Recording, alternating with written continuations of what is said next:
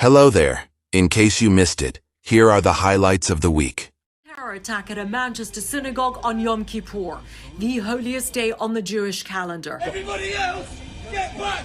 The suspect, seen on the ground wearing a vest, police fearing it was a bomb, shooting and killing him just 7 minutes after the attack began. I heard bang bang, and then we heard the helicopters, we heard the siren. The horror unfolding at 9:31 this morning in the heart of an Orthodox Jewish community. Police say the suspect rammed a car into a crowd, jumped out and started stabbing people. At least 2 men killed, 3 more seriously injured. Inside the synagogue. Thanks to the immediate bravery of security staff and the worshippers inside, as well as the fast response of the police, the attacker was prevented from gaining access. Tonight, police identifying the suspect as 35-year-old Jihad al-Shami, a British citizen of Syrian descent. And authorities also arresting 2 men and 1 woman in connection with the attack. Tonight, this community shaken. Everyone's concerned, everybody's worried, everybody's scared, and we shouldn't be scared to feel or believe in what we believe. With authorities tonight stepping up security at Jewish institutions across the UK. And back in the US, the NYPD saying it's closely monitoring this deadly attack. Armed officers standing guard at synagogues today. Authorities on high alert as this investigation ramps up. This time-lapse video capturing the moment 2 Delta regional jets collided on the taxiway at New York's LaGuardia Airport. The impact damaging the nose and windshield of one plane, parts of the other plane's right wing seen shredded on the ground. We have 2 CRJs on mic that collided.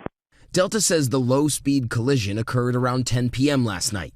Flight 5047 arriving from Charlotte, North Carolina, turning on the taxiway. Flight 5155 heading to Roanoke, Virginia, traveling straight down the taxiway, told by air traffic control to hold short, but it keeps moving, striking the other jet. Their right wing clipped our nose and the cockpit. We have damage to our windscreen. Plane stopped, jerked, and jumped to the right. Everyone went dead silent. The pilot calmly came on, said, "Hey, we've been in a crash." Everyone remained calm. Thomas Heineman on the other plane, filming its arrival during the moment of impact. Oh my God, we're just flying with another CRJ. We're just taxiing pretty normally. And then a second later, I felt a big bump. I was just more shaken than anything. Nearly 100 passengers and crew from both flights deplaning on the taxiway and bus to the terminal. Miraculously, only 1 flight attendant was treated for minor injuries. The FAA and NTSB now investigating. It's me about this process. It's one thing to have different policy prescriptions and debate the merits.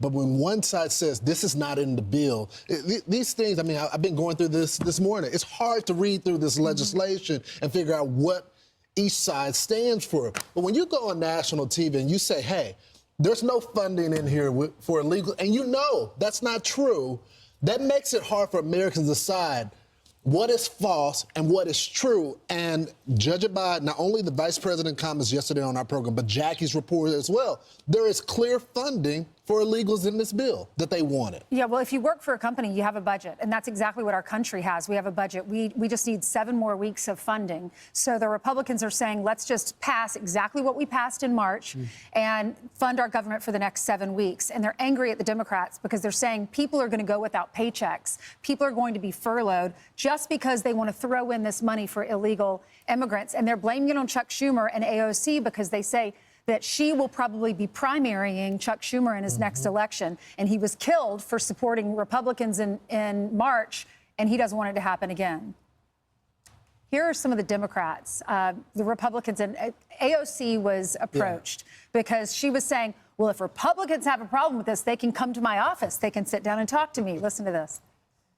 I saw some Republican members of Congress saying, oh, well, if we have this shutdown, it's because of AOC. Well, if that's the case, my office is open and you are free to walk in and negotiate with me directly. There was a thought from the Republicans that AOC is directing this, and she said that senators are welcome to go to her office directly. Is she? Why are you saying such a ridiculous thing?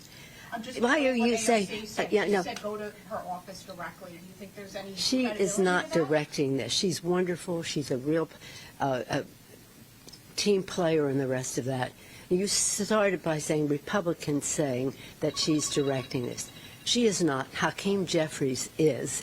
And this takes a lot of experience, a lot of unity from the caucus in terms of the point of view. And that's what this is. She's an articulate spokesperson for her point of view. For her point of view. She doesn't like the premise. But it's what AOC said. So you can keep yelling at the reporter or the anchor. Yeah. It's what AOC said. That's right. She was quoting AOC, but we were reacting to this because she's saying she is not directing this. I like her. She's amazing. But she's not in charge, but I like her. It's Hakeem Jeffries. She is not directing this. This takes a lot of experience. Right, what she doesn't like, because she is the speaker emeritus. Right. I mean, I don't know. They should probably remove that. But she likes being in a position of power. But AOC is 100% right. The party is being governed by her ideology right